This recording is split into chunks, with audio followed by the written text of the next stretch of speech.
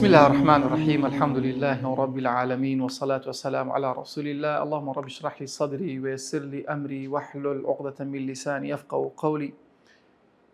خۆشەویستان و ئازیزان لە وانەیەکی تر لە وانەکانی زانستی جوان خوێندنەوە لە کتێبی پوختەیەکی بەسوود لە زانستی تەجوید پشتیوان بەخوای گەورە گەیشتینە بابەتێکی تر لە بابەتەکان کە دوای تەواوکردنی مەخارج الحروف گەیشتنە سەر صفات الحروف لە صفەتی پیتەکان باسی ئەو صفەتانەمان کرد کە دژیان هەیە باسی ئەو صفەتانەمان کرد کە دژیان هەیە کە 5 دانە بوون بەرامبەرەکانشیان 5 دانە بوو وهروە هاتینە سەر ئەو صفەتانەی کە دژیان نییە لەوانە باسمان کرد ئەو صفەتانەی کە دژیانیان سەفیر قەلقەلە بە یارمەتی خوای گەورە دەین باسی صفەتی سێم دەکەین کە بریتە صفەتی لین واتە صفەتی نەرمی بەڵێ هەیتمان مەدیرینیشمانێ دواتر دێن باسی مەدیرینیش دەکەین بەڵام بابزانین ئایا صفەتی نەرمی لە چیدا بوونی هەیە لە چی پیتێکدا بوونی هەیە لەو صفەتە واتای پێناسەکەی بریتیە لەو صفەتانە کە دەچێتە سەر واو یا ئەگەر هات و ساکی من پێشیان فتحە بێت ولین و واو یا سەکەنە وانفتح قبلهما واتە ئەگەر هات و واو یا ئەکت دیت لەناو قورئانێ سکوندار بوون و حرفی پێشیان فتحە هات بێت ئەو کاتە صفەتی لین وەرەگرێت واتە صفەتی نەرمی وەردەگرێت چکە بە ئاسانی لە مەخرەجەکەیدا دەردەچێت بە ئاسانی لە مەخرەجەکەیدا دەردەچێت تەمەشاکەن ئێمە ئەلف و واو یەمانە حروفە هەواییەکان حروف المەدی یان حروفی جەوفیە کاتێک کە دەڵێن ئا یعنی چ یعنی دەوکردنەوە سەما دەوکردنەوە ئەدی واو تەمەشا واو يعني تي يعني ليه خركنوا و قال يعملون وها ليه خركنوا هذا يا صوتك لقى وازي هي دور للركتي ها اي وتا فهمك تسيلي دي جوره ذكري كواتا او اي سبحان الله لو بيتانا كوا لروي صوتي شو لقال نسيني يكشتا بويا ألف واو يا حروف مدينة بلام ليرة أما تمنشا صفتي اللي انتنا واو يا إشمانة ومد إشمانة تنا واو يا بابزين آية بأساني درتوني مخرجك التي دا زي دنجكا كدلين زي دقيق تر لشوينكي دقيق تر كتوين بلين زي دنجكي بابزين أو بيتانا تينا كاتكوا أجر هاتو أو بيتانا حرفێکی قەڵەوی لە پێش هات ئاگداری بن ئەو پیتە واوە ئەو پیتە یا قەڵەو نەبێت کاتێک کە تۆ لەسەری ڕادەوەستی سوورەتی قوڕەیشمان هەیە سوورەتی قوڕەیش هەموو کۆتای ئاەتەکانی دەتوانین بڵێن لینە واتە ئەم مەدی لین هەم دەتوانین وەکو بڵێ سیفەتی لینیشی بدەین کەواتە ئەیسا تۆ چۆن لەبەر بکەی ئەگەر بیکەینە مەد دەبتە ساکین فەتحە بەڵام وەکو سیفەتی لین تەنها واوەکە سکون بێ وبيشي فتحة به قوم خير ما بس ما تسيلي را يك هلا هي تو اگر هاتو يا واو بيشي حرفيش قلو ولا بيشات نابي تو واو يا اكا قلو بكيلو تو صفتي نرمي هي بخوي نرمى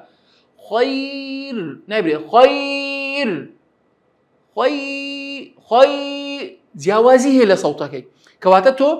خير نابي قوم يعني كوبلي صفتي نرمي ذات واوكي قوم صفتي نرمي ذا خوف نبي خوف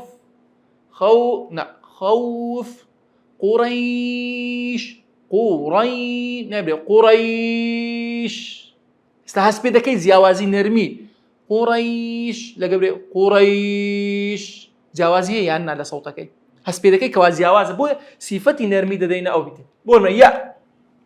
بيت خوف شيء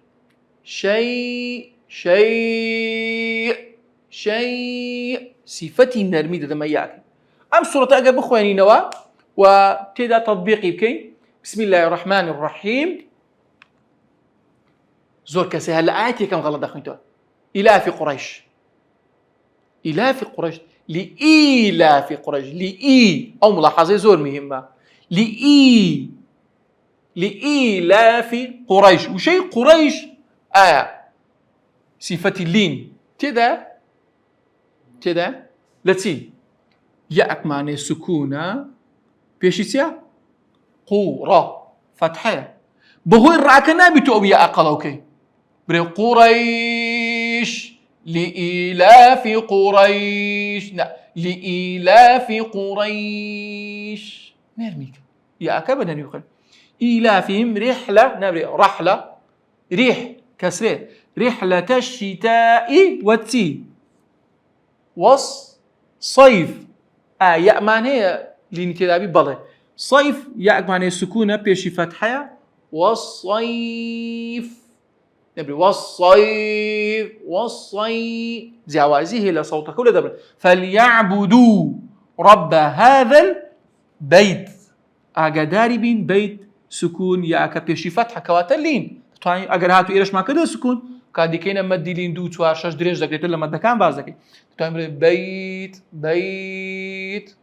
بيكي شش بخوين بلا منير ما بس مان أو يا أي بنرمي بخوينا بنرمي بيت صفة النرمي بدي الذي أطعمه من جوع أجر راوسين أو ساكنة بيشي ضمية أو نهاونية لوتك أو مادية لوتك بيشي ضمية أما دين بيشي فتحة نبي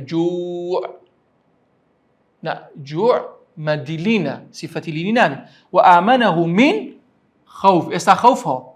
ساكن بيشي فتحة خوف بوشي وازي تواني التمرين كي لسر صفة نرمي بيتكان لا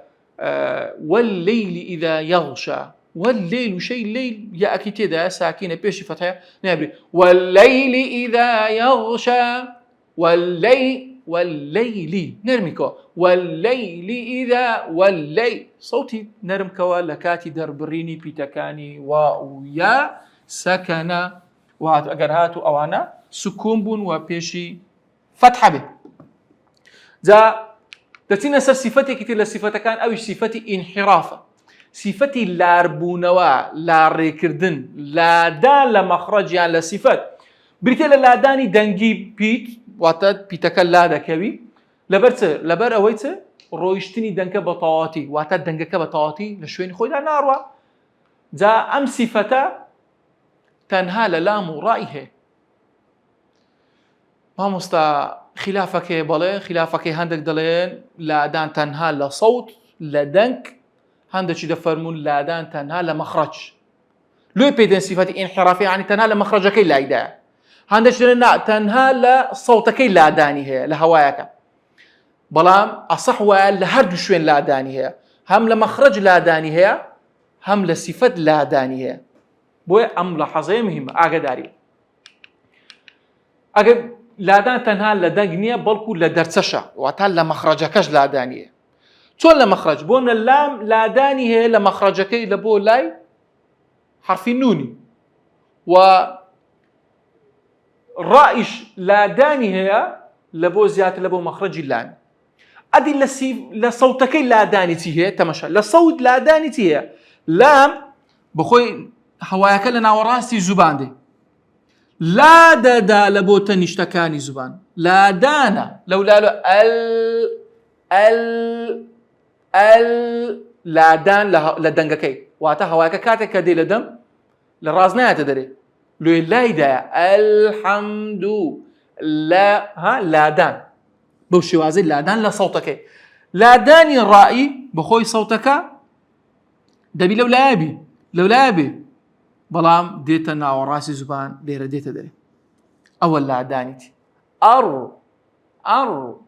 لا مخارجكش باسمع كر علي رديتا دري بلام هي لامي لولا ديتا دري الرحمن الرحيم بوي أقداري أم بيتانا بري ذا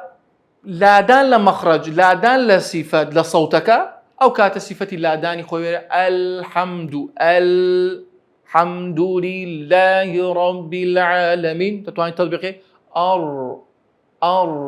واتلادان أو هناسي كده بريتيلا لە ناوەڕاستی زمان لا دەدات بۆ هەردوو تەنیشتەکەی بەڵام لە پیتی ڕا دەنگەکە لە لا تەنیشتەکانی زمان لا دەدات بۆ ناوەڕاستی زبان ئەوە سیفەتی لادانی پیتەکانی ئینحراف توانی ئەنزەلنا نابی تێکە بکە لەگەڵ نونی ئەنزەلنا لۆی نێزیکن لەگە مەخرەجەکەی ئەنزەلنا وەجەعەلنا ئەوانە تێکەڵ دەکرێت بۆی ئاگاداری بن والفەجر ڕائەکە القمر القدر بديار بخير زور باسي او نمونانه ما كرديا دينا سر صفتي كتير للصفات كان صفتي تفشي واتا بلاو بونوي حناسك واتا بنك خوارنوا روشتني صوتك بلاو كنوي لناو دم بريتيلا بلاو بونوي دنگيشين لشويني درتونكي تاكو باتي بناوي دانكاني سرو خوارو دكويت فمشا حرف شيني كلنا وراسي زبان بوغوت مان سيبيت مان الناوراز ما فجيمو شينو يا جا شينش دو بيتاني كلنا وراسي چوكا بينا كبي و او صوتي كدي لناو دم لو مسافية دردكي بومنا الرش اشتاتا رش واتا صوتك بلاويتو لناو دم نعمل اشتاتا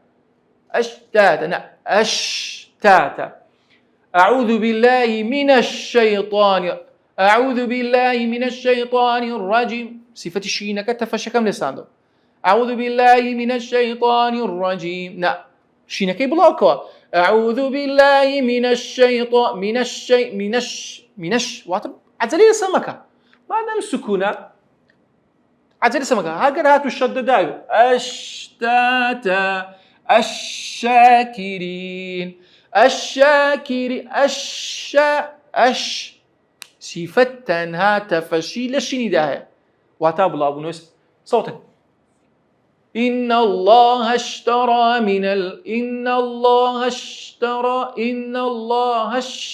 بلاوي كواتوزك دا سري راوستا بليلي مكا بيخوينوا إن الله اشترى من المؤمنين إن الله اشترى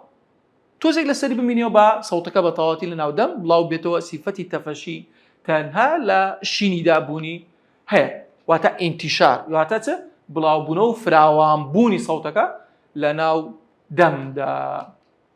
صفتي كتير معنى كصفتي تكرارة كأوج لتنها صفة لا راء دابوني هي باش تكرار تنها للرأي هي وانحراف شي هبورا بيز قالوا بين صفة كاني بدجا كان كباس ما كريا كام ايبو سادين لكاد تطبيقي بدياري بريتيلا تكرار واتا زود دوباره كرنوا لرينوا زياتر لسر پشتی زبانها كاتك كي ليدا دي بتيجي كلدا وصوتك لا يندا انحرافت بينكر دبت تكرار زور تكراري ناوي بدي جاء بسيارك ليرا اوي دروز دبي تكرار كردن صفته بدينا يعني بسنينو اوش قصيله سرا دبي او صفته بدينا الرأي يعني او صفته زياده قال مش صفته كانت اما درين تفشي بدي استطاله بدي قلقله بدي صفير بدي همسي بدي بلام ادي للتكراري لزارك زياتر ناي زوري نابي بديت الرأي ونارن بطاطي ليش بسينوا تكرار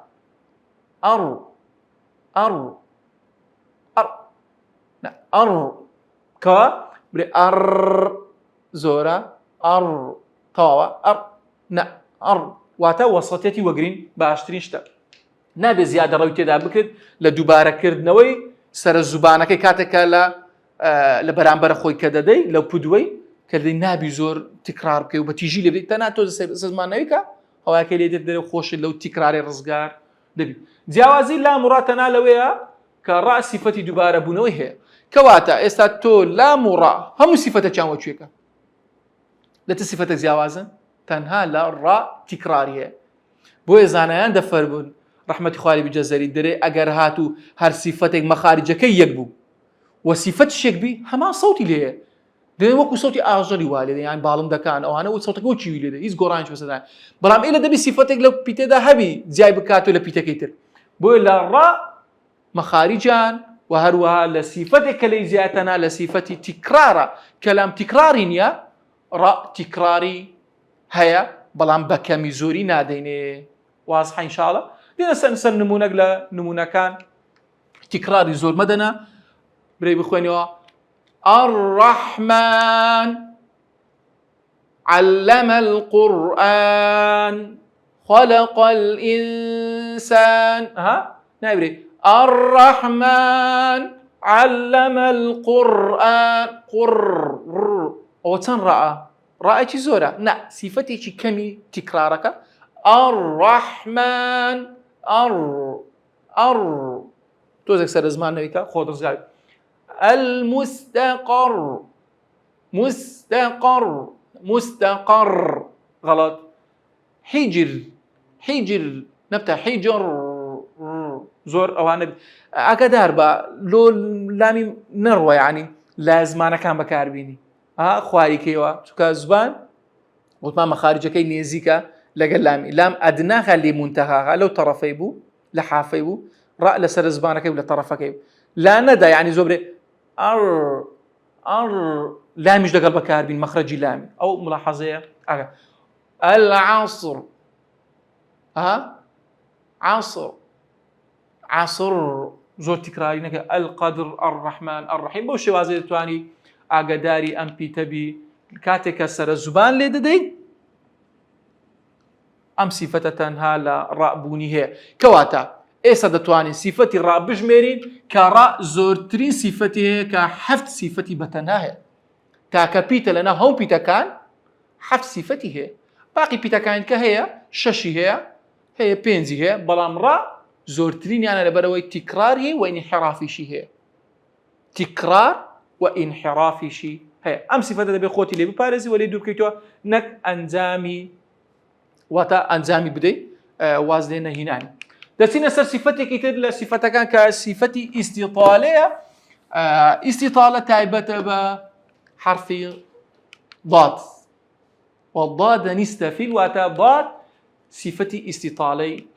هەیە. بریتێ لە پاڵپێوەنانی زوبان لە کاتی دەربڕنی پیتی ضاد کاتێک کە زوبان حافەکان گوتمان لە چی دەی لە ددانەکانی پێکەنینی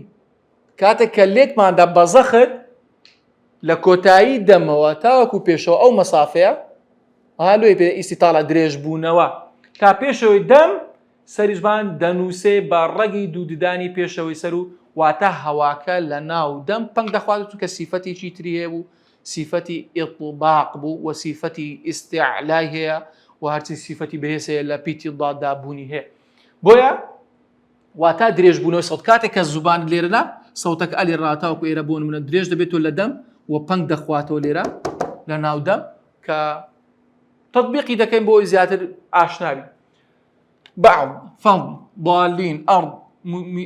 فمن اضطر أو ضاد صفتك چۆن درێژکەینەوە سەبووم لەگە بخوێنینەوە صفەت ئیستیطالە فضلی والأرض نا کە دەرەی درێژ بوونەوە کاتێک کە لێتدا لە مەخرەجەکەی والأرض أرض سەوتەکە درێژ دەبێتەوە واتە درێژ بوونەوەی دەنگەکە. فضلی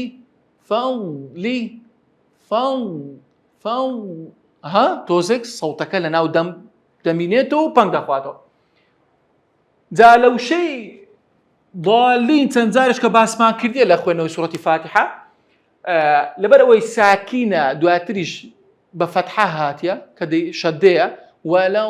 زۆر بە جوانی بە دیار دەکەی سیفەتی ئیستیطالە لێرە نایبرێ غەیر المەغضوب عەلەیهم وەلە الضالین وەلە شوێنەکە تەواوە بە خارجەکەی وەلە تەواوە ئەدی درێژ بوونەوەی سیفەتی ئیستیطالە غەیر المەغضوب عەلەیهم وەلە سەوتەکە لە ناو دەمدەمینێتەوە وەلە ئەو زەختەی کە ددانەکان لە واتە زمان لە ددانەکان دەدا ئەو کاتە ئەو سەوتە دروست دەبێت والأرض فمن درێژ بوونەوەی سەوتەکە ئەگەر نادەبی بخوێنیەوە ئەگەر سیفەتی ئیستیطالە دەی فمن مەخارجەکەی تەواوە بەڵام سیفەتی ئیستیطالەکەی تەواو نییە فمن واضحە ئینشاءالله مەزبوطە ئشکال نییە کەواتە درێژبوونەوەی سەوتەکە لێرە تاوەکو ئێرە ئەو مەسافەیە بۆی مانەوەی سەوت چونکە ئەو لا تەنیشتەی کامل لەگەڵ ددانەکانداوە حرفی ضادی لێ دەردەچی. جا بەم شێوازە سیفەتێکی تریشمانە و کابریتی بوو لە سیفەتی غونە ئەمە غونەما وەکو مەخاریج دانە لە مامۆستا لە سیفەتەکان باست کرد کە غونەش سیفەتێکی پێدژەکانە تەنها لە نون و میمدابوونی هەیە کە ئەویش بریتە لە مینگە ئەو لە مەخرەجەکەیدا دەتوانین گەڕۆسە مەخرەجەکەی کە لەوێدا باسمان کردیا. سبحانك اللهم وبحمدك أشهد أن لا إله إلا أنت أستغفرك وأتوب إليك.